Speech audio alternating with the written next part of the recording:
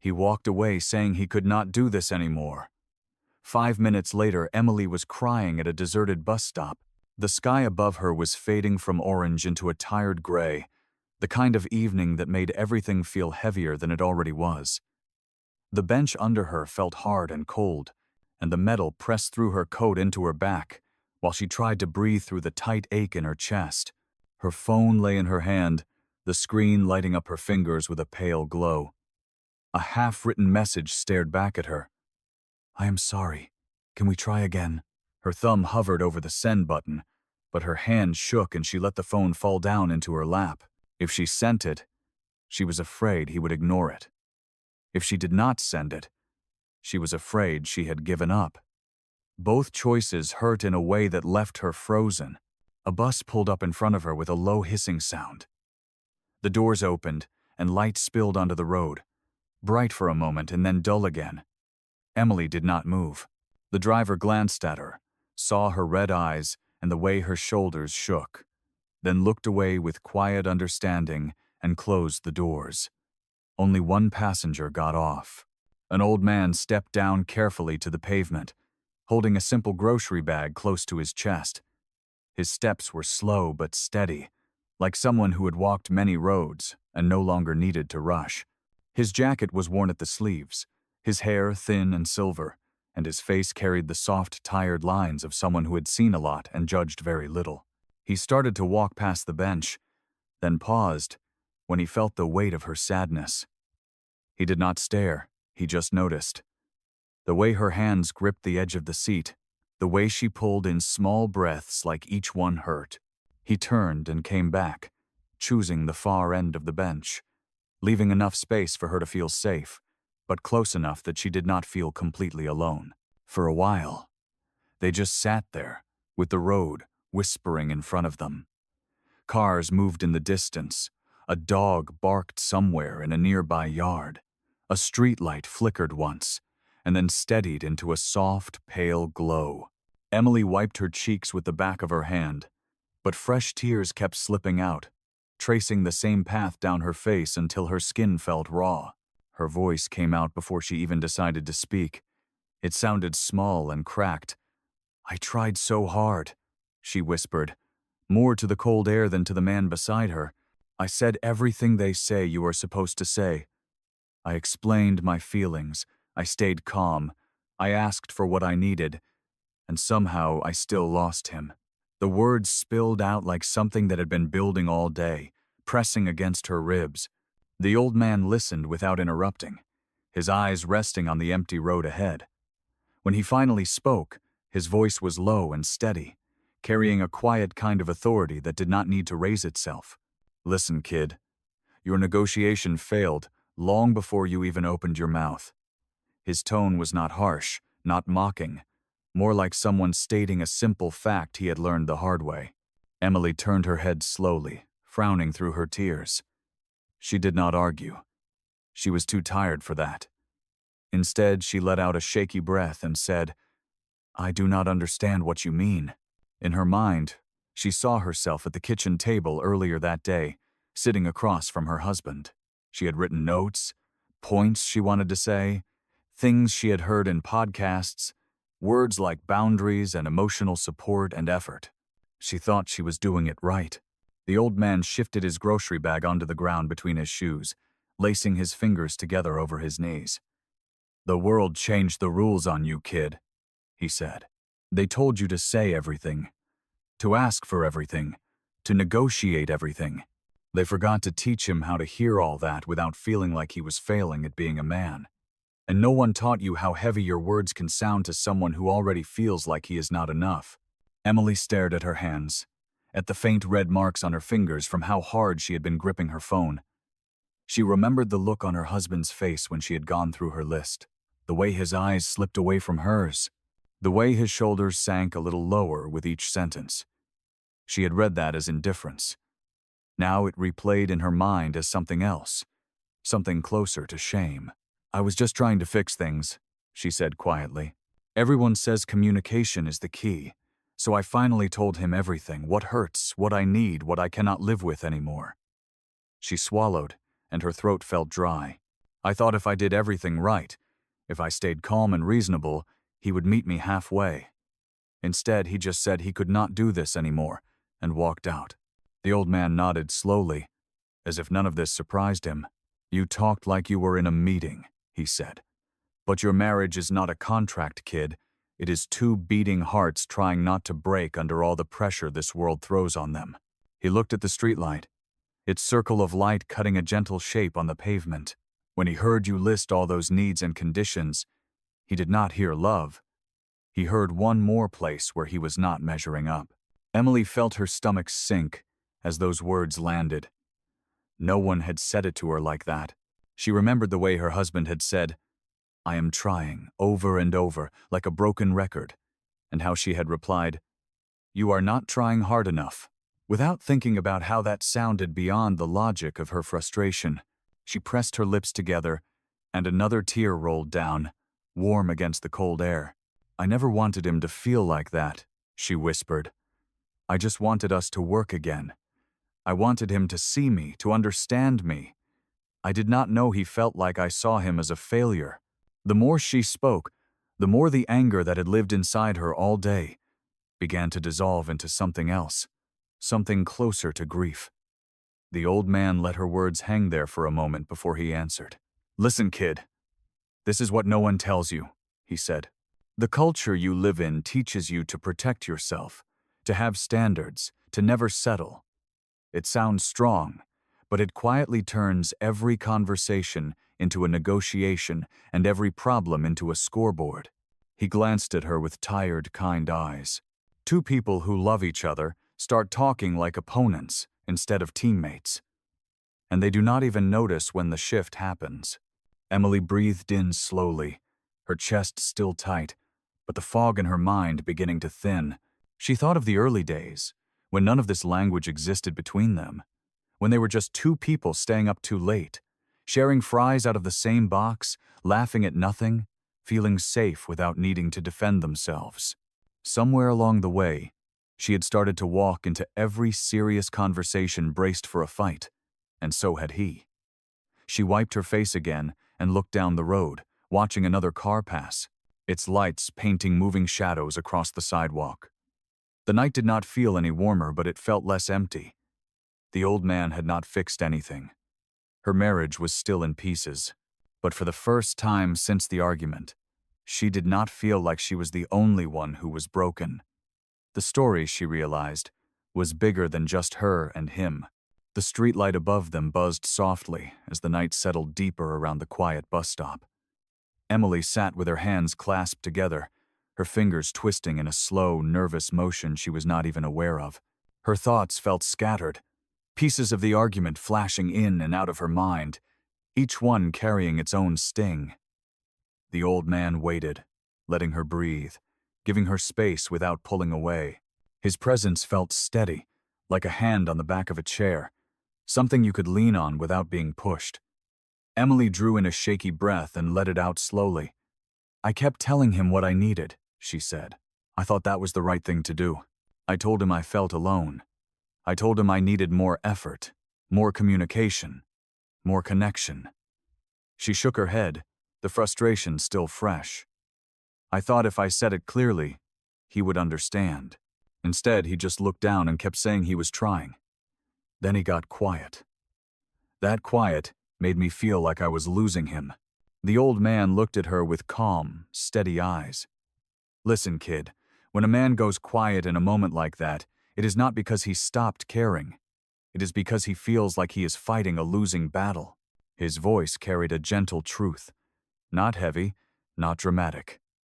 "A man who loves you will try, but if he thinks everything he does is falling short, he will shut down so he does not break in front of you."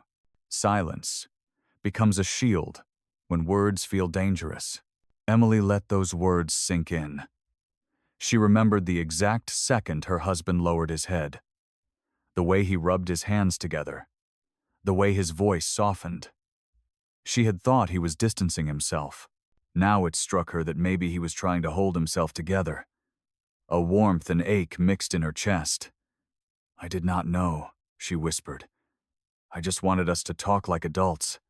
I wanted to solve things. The old man leaned back slowly, resting one hand on his grocery bag.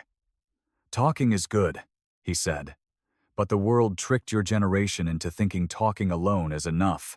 People write down lists of needs and expect the other person to follow them like instructions. That is not how hearts work, kid. When you list every pain you feel, a man hears every place he failed. And sometimes it feels like he is failing before he even begins. Emily pressed her palms to her forehead, feeling the heaviness of that truth. I never wanted him to feel like that. I was just trying to save us. She blinked fast as another tear slipped down. I thought if I did everything right, it would fix everything. The old man nodded in a slow, thoughtful motion. That is the trap, he said. Culture taught you to believe fixing love is the same as fixing a broken object. You talk, you set expectations, you outline needs. It sounds smart, it sounds fair, but it removes the part of love that is not logical, the part that needs softness, patience, presence. When love becomes a checklist, someone always ends up feeling like a failure. Emily looked out at the empty road, her eyes tracing the thin line of light that stretched under each street lamp. Something inside her felt like it was shifting. The old man was not blaming her. He was not blaming her husband either. He was pointing at something bigger, something invisible, something she had felt but never understood. This whole time I thought we were fighting each other, she said quietly, but maybe we were fighting something else. The old man smiled, just a faint one. Now you are getting it, kid, he said. The two of you were fighting the pressure of a world that tells you how love should work without teaching you how to actually love someone who is hurting. You were asking for more connection. He was feeling overwhelmed. Neither of you were wrong. You were just speaking different emotional languages. Emily let her head fall back against the bench. That makes it sound impossible, she said softly.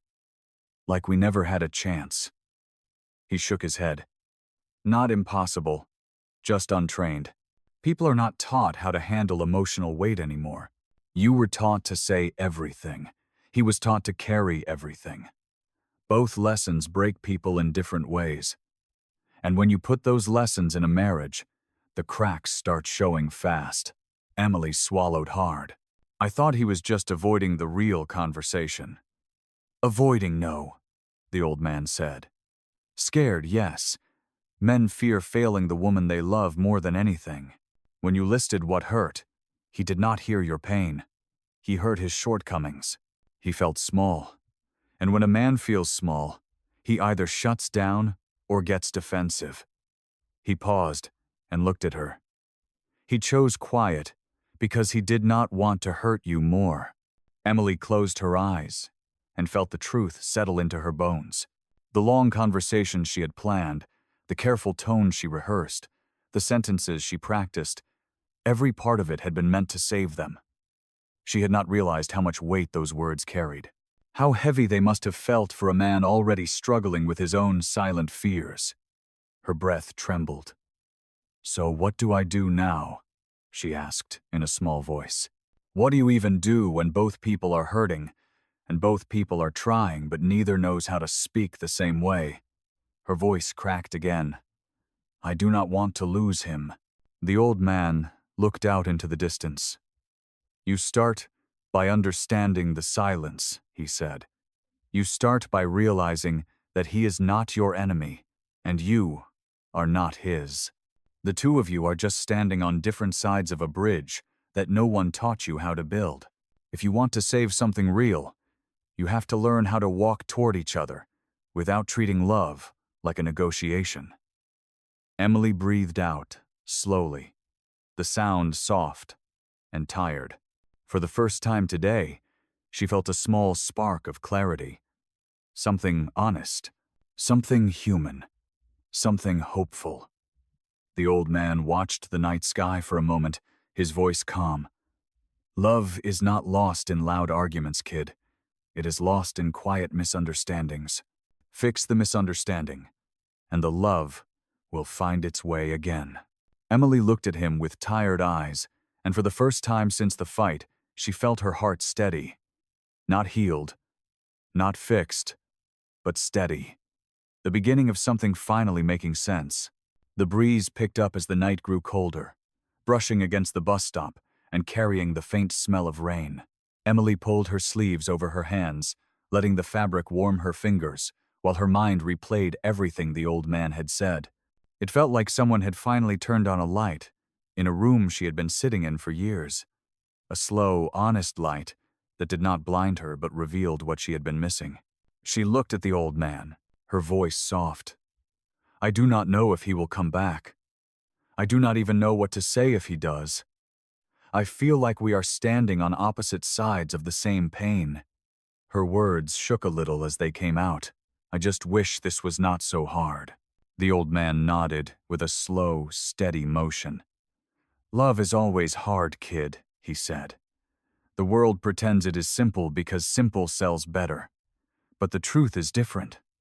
The truth is that people get tired. People get scared. People mix their pain with their love and then wonder why everything feels heavy. None of that means love is gone. It just means it is buried under too much noise." Emily let out a shaky breath, watching the empty road ahead. "I keep thinking about all the things I said earlier," she whispered. "I thought I was being honest. Now it feels like I was talking from fear. Fear of losing him. Fear of being alone. Fear of not being enough." She closed her eyes for a moment. "Maybe I pushed too hard." The old man placed the grocery bag by his feet and rested his hands on his knees. "Listen, kid. Fear makes people hold on too tight," he said. "And when you hold too tight, the other person feels trapped. It is not your fault. And it is not his fault. You both were drowning, and neither of you knew how to reach the other." A soft silence settled between them. Not uncomfortable, not empty. A silence that felt like the world had paused long enough for her to understand the weight she had been carrying. The old man continued with a calm voice. "If you want a real chance with him, you have to talk from a place that is not fear. Talk from understanding. Talk from empathy. Not from lists. Not from pressure. Not from the need to prove anything." He looked at her with gentle eyes that held decades of learning. "Tell him what you feel, not what he failed to do. Tell him you are scared of losing what you both built. Tell him you want to learn his language, and you want him to learn yours. That is how people meet in the middle." Emily felt a tightness in her throat as those words settled deep inside her. She thought of the years together, the laughter, the days they leaned on each other, the quiet moments on the couch when everything felt simple. The memory warmed her chest in a way that made her eyes fill again. "I love him," she said quietly. "I never stopped." The old man nodded. "Then love will guide you, kid. It might not fix everything in a day, but it will guide you if you let it. And if he loves you too, he will meet you where you stand. Just give him time to understand his own pain before you ask him to understand yours." Emily sat with those words, letting them settle like soft dust on an old bookshelf. Slowly she straightened her back, wiped her face with her sleeve, and breathed in the cool night air. Her heart still hurt, but it no longer felt hopeless. It felt human. It felt honest. It felt like something she could fight for without fighting him. Headlights curved toward the bus stop, a car slowing as it approached. Emily turned her head, blinking against the sudden light. Her breath caught when she recognized the shape of the car. Her husband stepped out and closed the door gently behind him. He looked tired and lost and scared in a way that matched her own reflection inside her heart. He stepped closer, hesitating for a second like he was unsure if he was welcome. Emily stood up slowly. They were only a few feet apart now, both unsure, both hurting, both searching for words that would not break each other. He spoke first, his voice low and unsteady. "I should not have walked away like that. I just felt overwhelmed. I did not know how to respond. I am sorry." Emily felt tears rise again, but this time they were warm and soft, not from pain, from relief. "I am sorry too," she whispered. I never meant to make you feel like you were failing. I was scared, and I said things the wrong way. I want us to try again. Not with pressure, not with lists, just with understanding." He nodded, his eyes glistening in the faint streetlight.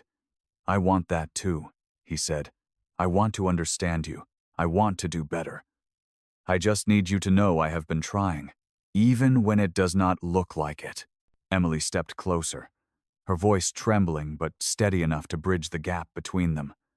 "Then let us learn this together. Let us listen.